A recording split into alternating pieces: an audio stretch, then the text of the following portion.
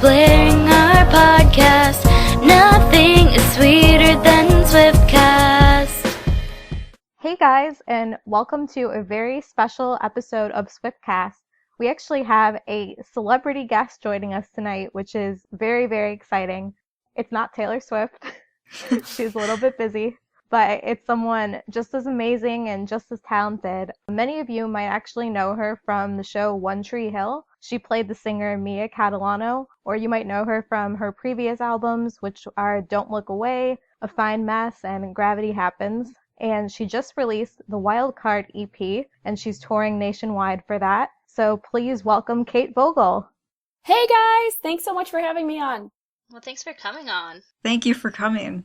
Yeah, this is so much fun. Absolutely. I'm excited. We're on a day off on tour, and I'm super pumped to talk to you guys. Everybody from the T-Swift fan community has always been so sweet and super supportive, so thought it would be a fun thing to do on my day off. So I'm really excited to be here. I'm so glad you said that because I was going to ask you, what was your first thought when I said, hey, do you want to come on this Taylor Swift podcast?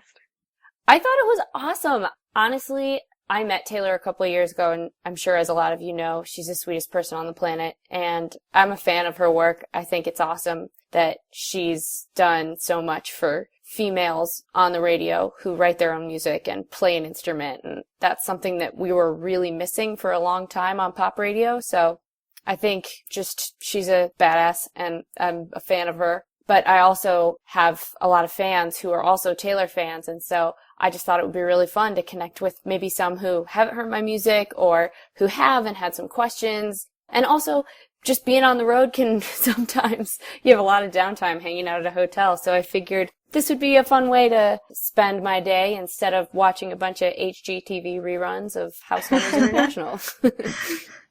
Yeah, it's crazy. Ever since I've started tweeting about you, and everyone who follows me knows that I like Taylor, I get just tons of people all the time saying, I love Kate too, and it seems like there's such a crossover there. Yeah, that's so cool. It's really awesome. I mean, I've been doing this for a long time, and I have fans who've been there from day one, but I'm always so excited to just put the music in front of people who would love it. You know, that's kind of always my goal, is to write songs for people who are going to relate to the music. And I've had some really awesome platforms in the past, but I haven't really had my big break yet. And so it's always so exciting for me to get in front of fans who might really connect with the songs. That's really what it's all about. Yeah, so speaking of that, obviously you were on One Tree Hill, which ended in 2011. So tell people what you've been up to the past few years before you put out this recent EP. Yeah, it's been really exciting. I started when I was in high school, when I was like 14, and I signed a record deal my freshman year in college, and I put out an album and started touring, and then I played my music on One Tree Hill for a couple of years. Like you said, while I was touring, I had this crazy simultaneous like touring and filming and playing my songs on a fake stage and then playing my songs on a real stage the next night, and it was awesome. But yeah, it's been a while, and it was bittersweet because playing my music on TV every night was such a blessing and such a fun experience. Acting really taught me how to be a storyteller in a big way, but it's also been so much fun to have the opportunity now to really dig in and spend more time learning about writing and touring and experimenting with different musical styles and just learning from other writers and other musicians on the road. It's been really cool to do that. So I spent a lot of time just, I guess, doing some research. I traveled a ton. I wrote a ton of songs. And I also moved from LA to Nashville, which was a really cool kind of change of scenery for me, both literally and figuratively. It just helped me kind of meet a whole new group of people and start working with a whole new group of writers. And so I've been working on this new EP that just came out, but I've also been working on a full-length record that we're hoping to put out this year. And it's so exciting for me to finally be sharing these new songs with fans because it's been a long time coming, and I've kind of been building up to this for the last couple of years since I've been able to hop back on the road and have a little bit more time to really dig in and write after the show ended. So it's a really cool place to be. I'm super excited for this year. Yeah, I was really curious, what was sort of the turning point for you where you knew that you had to move to Nashville? Because I love Nashville so much. It's unlike any other place I've ever been, and I can definitely see all the reasons that might draw an artist there, but what was it for you? Yeah, it's a great question. I moved to Nashville because, I love Los Angeles. I'm still very much a California girl. And I think at some point I'd love to be able to do both. But I wanted to just try uprooting myself. And Nashville seemed like the perfect place. I think sometimes, like, in order to be a little bit more creative or to tap into your creativity in a bigger way, you have to make yourself a little uncomfortable. And I was so comfortable in my little apartment by the beach in LA, and I just felt like, man, I need to move somewhere where I feel challenged. And every time I went to Nashville, I just felt like the amount of talent and creativity in this small space was so intense that I had to be a part of that. And of course, there's so much talent and creativity in LA too, but it's huge. So it's like, it can be really difficult to feel connected to the music community there. So I wanted to just move somewhere where I could go see 3 of my friends play a show in one night. And you can do that in Nashville because it's smaller and it's more saturated. And that's just impossible to do in LA with the traffic and how big it is. And so I've really enjoyed just digging into the community that Nashville has that's sort of unique to that city. And I think when I spent 3 months out there recording this EP and kind of living like with a roommate, but then also living in my place in LA. And that was when I was like, okay, I got to do this. I have to try it. And I'm so glad that I did because it's been really, really cool and super inspiring. So have you been doing a lot of co-writing with other songwriters in Nashville? Yeah, I've been doing a lot. That's the coolest thing about Nashville is co-writing is also so much easier because you walk into a coffee shop and it's such a small town still that you walk out of the coffee shop with 4 co-writes because you just see friends and people put you in touch with people too. Like, for instance, one of the songs on my new EP I wrote with Liz Rose, who I'm sure a lot of you guys know of. You know, she and Taylor wrote a lot of that early stuff together and she's an amazing writer and a total sweetheart. Nathan Chapman and I have written some songs and people are just really accommodating and eager to connect you with their friends and to link you up with someone that you might write a great song with. And I love that. There's this collective energy of just wanting everybody to win and everybody to be their most creative self in that town. So I've really enjoyed the co-writing there because I just feel like I've been able to learn so much as a writer. Even though I've been doing it for 12 years, I've learned how to be a better writer just in the last year and a half living in Nashville. So it's an awesome community for that. That's amazing. Yeah, I had read on your website that you worked with Nathan Chapman and Liz Rose, and I thought that was so cool because they've produced some of Taylor's songs that have been so huge and her fans really connect to. Which Liz Rose song was it? Because I didn't actually realize it was on the wild card. Yeah, it's called Ooh La La. Oh, she did. I love that one. Yeah. That was one of my favorites. Yeah, so I wrote that with Liz, and actually Nathan and his wife sang harmonies on a track that I haven't released yet that'll be on the record, but oh my gosh, they're both just incredible vocalists too. So it's like, that was really, really fun to have them sing on a track and to kind of have that full sound. And yeah, so it's really cool. I mean, and it was pretty amazing to work with people who have had such massive success with Taylor's songs and other artists' songs, and for them to be so down to earth. And that's the energy I love about Nashville. I think that's probably what drew Taylor to Nashville even as a child and what kept her there for so many years before she just moved to New York. Oh, totally. I can imagine, for sure. It's definitely the type of city that rallies around its artists, and I can imagine that she probably felt so much support over the years building up from when she was just starting, because at least from the people I've worked with who worked closely with her the whole time she lived there, you can definitely tell that the support system is so strong. So it's cool. I mean, it's awesome to see what that foundation has done for her and how it's taken her to this massive position that she's in now. It's pretty cool. It's pretty powerful stuff. Well, you mentioned your upcoming album a couple of times, and I know that you're probably still finalizing all of that, but so many people on Twitter want to know when it's coming out. Yeah, absolutely. I'm so excited. It doesn't have a specific date yet, but we're hoping for, I would say we've been saying late summer, but probably early fall is what I would think. But you never know. I mean, it's still, only the beginning of February. So I feel like with nowadays, it's so easy to put music out quickly. So I think once I get some of my ducks in a row after this tour and start the production on some of the songs that aren't finished yet, then we should have a clearer idea of exactly when. But there'll definitely be some new music this year. So people can definitely look forward to that. It'll be out sometime, definitely within the next 6 months or so. That's awesome. And we got a lot of other questions from Twitter, but before we go into some of those, Haley and Steph, did you guys want to ask anything? I'm just really excited because I'm actually going to see you in Fort Collins in Colorado. Oh, awesome. Yeah, when you're playing at the Aggie. Have you ever played at the Aggie Theater before? I think maybe way back in the day, but I can't totally recall. I know I've played Fort Collins before. So I'm guessing that I have played there because it seems like probably one of the, main venues. But I'm super excited. Like, I love Fort Collins. I love Colorado. It's so beautiful, and the energy out there is so awesome. I'm really, really pumped. That's so fun. I'm excited to see you at the show. I'm really excited. I'll definitely have to come and say hi. Yeah, definitely. I've talked about you nonstop for so long. She's like, okay, I'll go. That's awesome. She was the one that was like, Katie's going. And I was all like, where? And she goes, Aggie. And I was like, I'm there. Oh, that's so awesome. That's so fun. I'm so excited. It's a fun tour, and it's been really fun to just it's crazy to think that we were in Florida last week, and I'm in New Mexico now, and I'm going to be at the Aggie Theater in, another week and a half or whatever it is, 2 weeks. So I'm having so much fun. I'm so excited you're going to come. Well, we got one question from Twitter, and this was from Greenlight Swift, and she wants to know what your favorite thing is about touring. My favorite thing about touring is...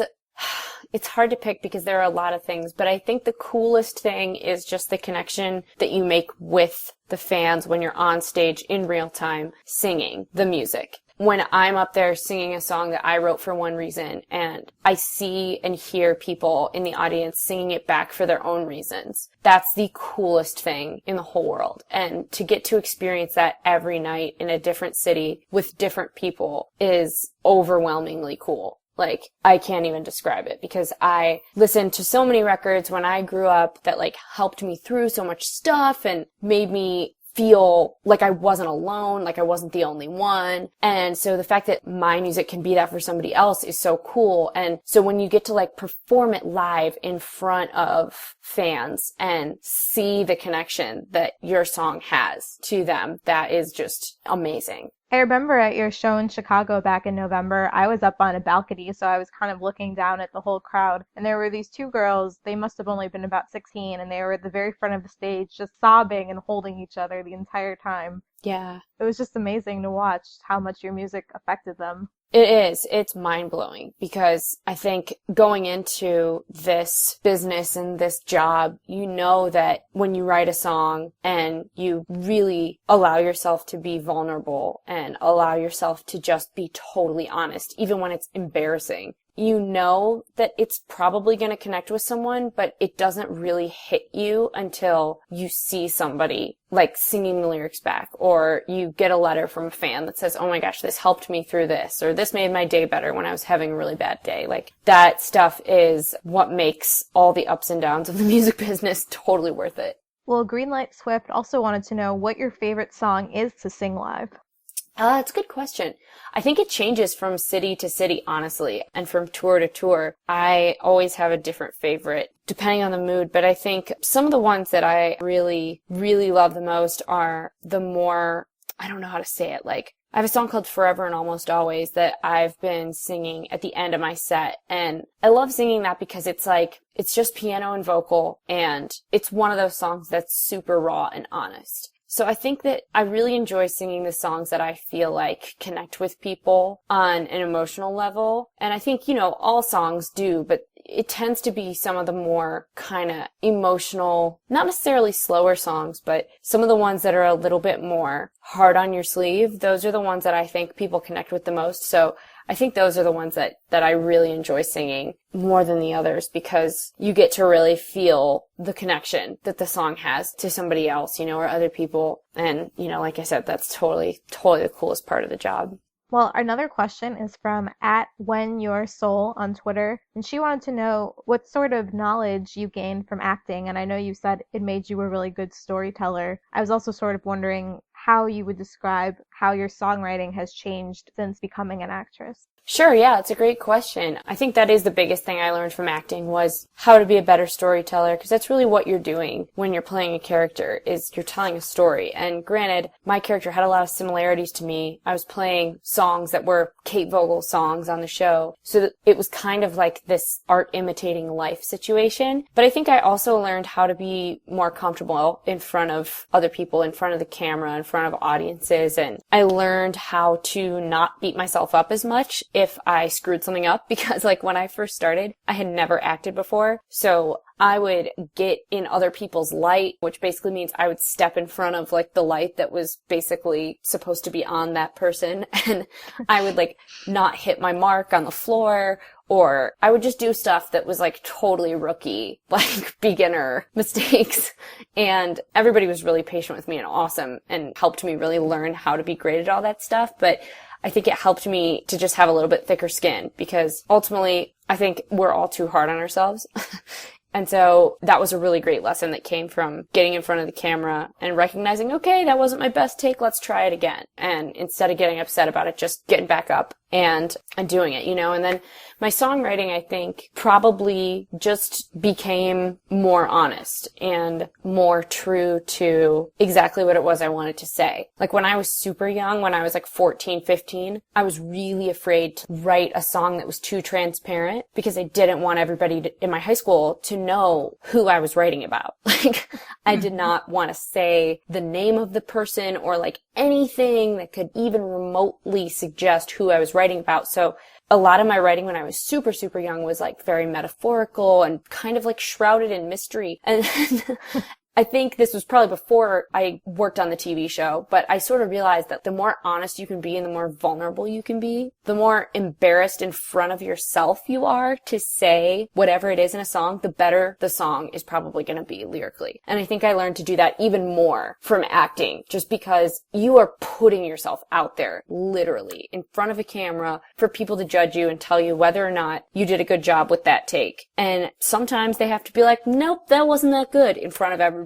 else. And it's not just me, it's everybody. You know, everybody has bad takes, just like everybody has bad shows or bad test scores or whatever. But it teaches you to just be a lot more open and a lot more open to putting your heart out there and not worrying so much what people think. That's such a good point. I'm really glad that you got to have that experience younger in life, because I think that as you get older, that's even more important to keep in mind. Oh, absolutely. I think in all areas of life. I think it's so easy to forget that, and it's so easy to get caught up in what everybody's perception is and what people are going to think of you. But at the end of the day, I think if you just show people that you're human and that you're flawed and you're imperfect and you're weird sometimes and you're a little crazy, I think that helps people to relate to you and to be a lot more inspired by you than if you were trying to put on some act or whatever. It's too exhausting, you know?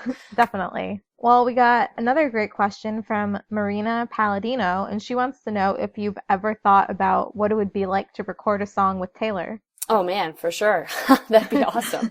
Yeah, like I said, I met her a couple of years ago at a friend's house, and she was such a cool person, just the easiest hang ever. And I think she's really talented. Like I said, I really enjoy her new record. I give her so much credit for trying something new and for doing something that gutsy, because I'm sure there were fans who were maybe a little surprised by how different the sound is, but I think she did such a great job of building up to that and of maintaining the integrity of her songwriting while trying something new and making a really cool artistic statement. So yeah, I mean, if T Swift wants to do a song with me, I would totally be on board. I would say let's do it. I feel like what you said about how you had to move to Nashville to be challenged in a place where you were a little bit uncomfortable is exactly what she said about recently moving to New York. And I think that's why she was able to take that risk with her album. Yeah, that totally makes sense. Absolutely. I think I read some quote. There's some quote on Pinterest, and I'm going to be a nerd and pull it up because I'm a nutbag for Pinterest. My thing on Pinterest is just at Kate Voegele too, if anybody wants to stalk all of the pictures of like bohemian pillows and and fringy hats and whatever that I post. But okay, it says you can recreate yourself as many times as there are cities in the world. I think it's for that reason we all love to travel. And I loved that because I think that sometimes you need to physically move yourself, and not just yourself, but your life. You need to uproot yourself and go somewhere else with a different view out the window and different people around and a different coffee shop and a different lifestyle in order to recreate yourself or in order to evolve. And I think it's one of the most important things for an artist, especially, to evolve and try new things, because you want to stay true to your vision, but you also want your vision to constantly be changing and evolving. And I think that's a really good point. I love New York City. It's such an incredible place, and it's so different from Nashville, and I'm sure that probably did have a lot to do with her wanting to try something new, and I think she did such a good job of it, and I think that's something that I was definitely going for as well, just moving my life from California to Nashville and saying, let's just see what happens. You know, let's see how this changes the way I write music. And I'm really excited about what happened with it. And I'm excited to kind of take that next step sometime. You know, when I'm ready for another change, I'll be packing my bags for somewhere else. And it's kind of an exciting thought. Do you have a favorite song or multiple songs off of 1989? Because we love them all, obviously. I love them all too. Gosh, I don't know. I really like the one that she did with, was it Imogen Heap, right? Clean? Right. Yeah, it's beautiful. Everything is so good, though. I mean, Blank Space is just the most ridiculously catchy song in the whole world. It's so good. And the video is just brilliant. It's amazing. I want to make a music video like that. Like, how fun does that look? So great. Well, we had one more question that I'd love to hear your answer to, which is from Erin on Facebook, and she wanted to know if you could describe your dream tour, who would you tour with, and what would be your favorite venue to play in? Ooh, that's a really good question. Let's see. Well, I think I'd have to say the venue that I would want to play in is Red Rocks. Oh my gosh. I've never been, and every time I've seen videos from that place, it just looks like the dreamiest place to play a show in the whole world. So if I had to put together my ideal tour, let's see.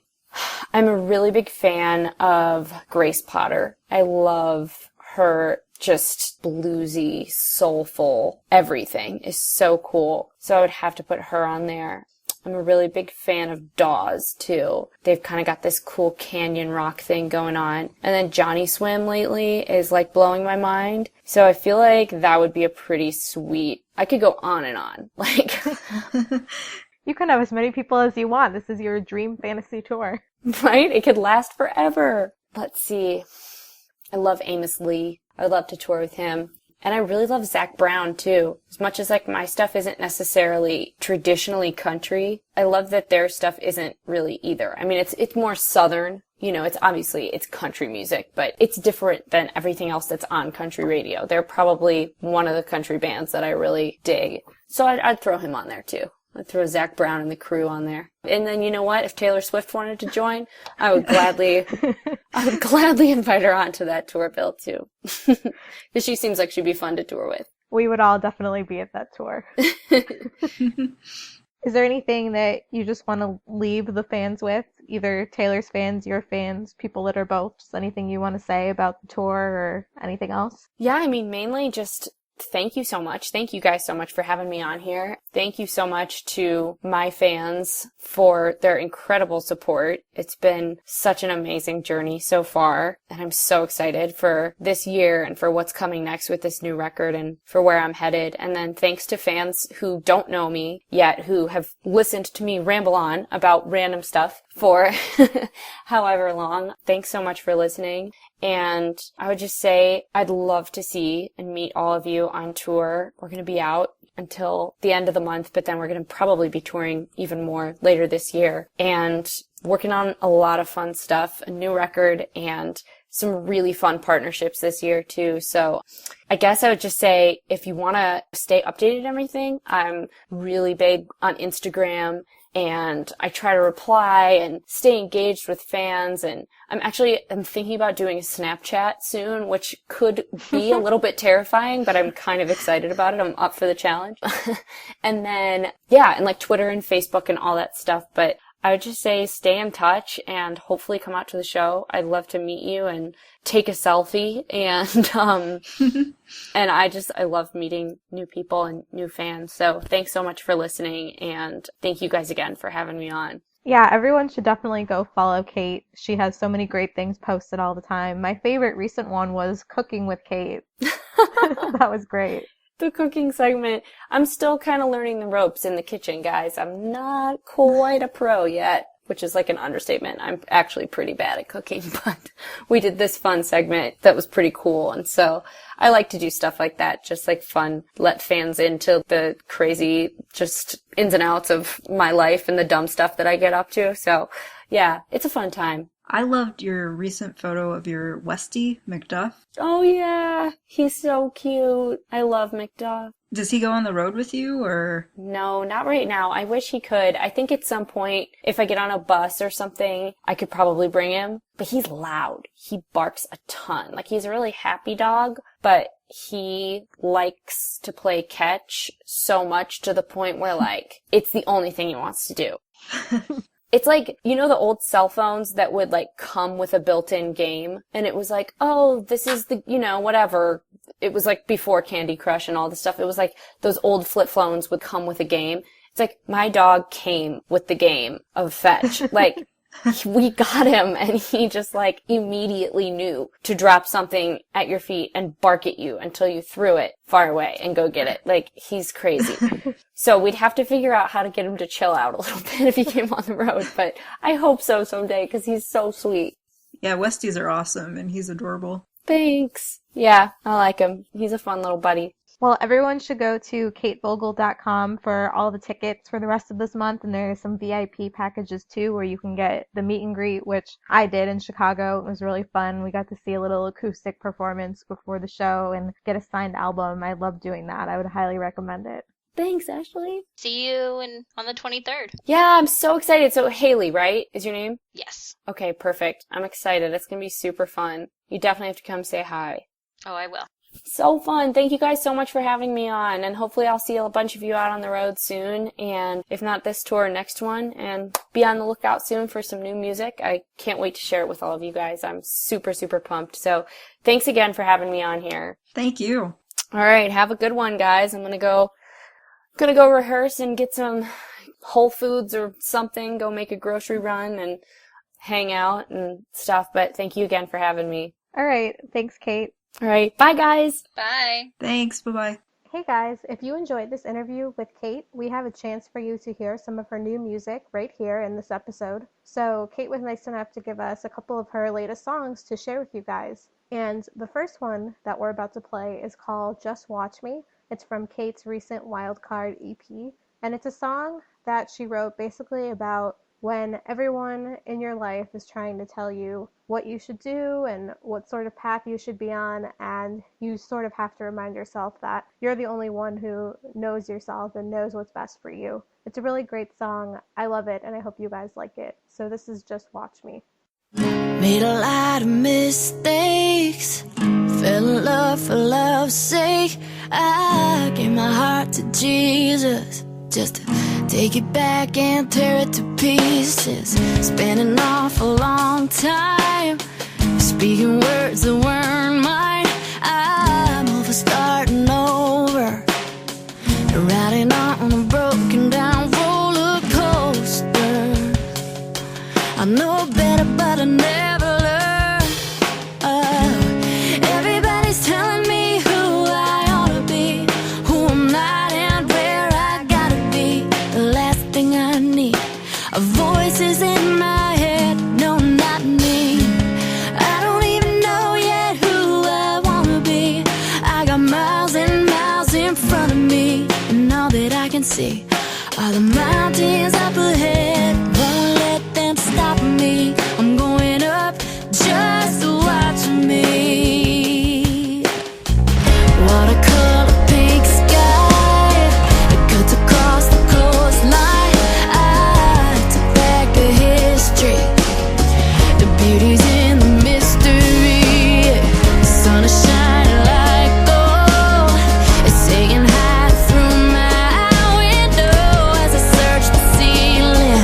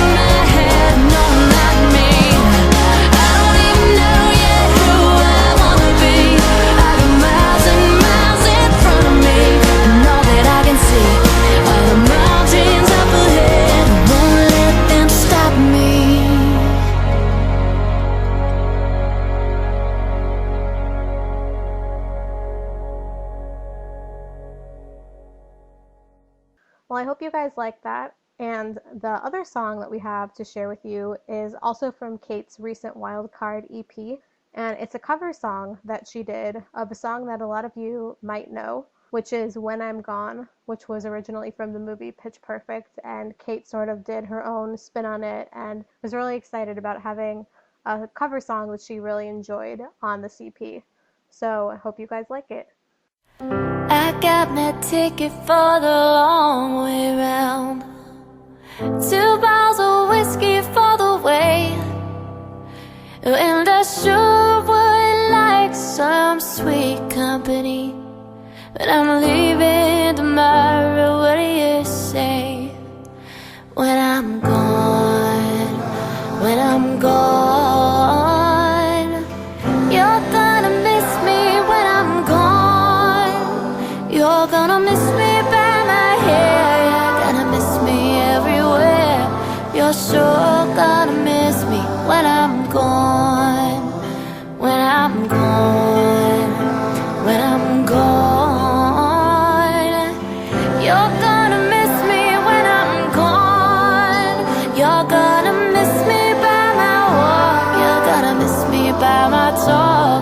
You're sure gonna miss me when I'm gone.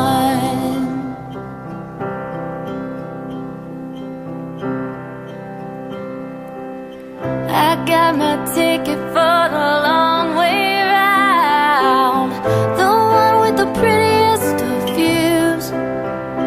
It's got mountains, it's got rivers, it's got sights to give you shivers, but it sure would be prettier with you. When I'm gone, when I'm gone, you're gonna miss me when I'm gone. You're gonna miss me by my walk. You're gonna miss me by my talk. You're sure gonna miss me when I'm gone. When I'm gone. When I'm gone. You're gonna miss me when I'm gone. You're gonna miss me by my hair. You're gonna miss me everywhere. You're sure gonna miss me when I'm gone. Oh, you're sure gonna miss me when I'm gone. Oh, you're sure gonna miss me when I'm gone. Oh, you're sure gonna miss me when I'm gone.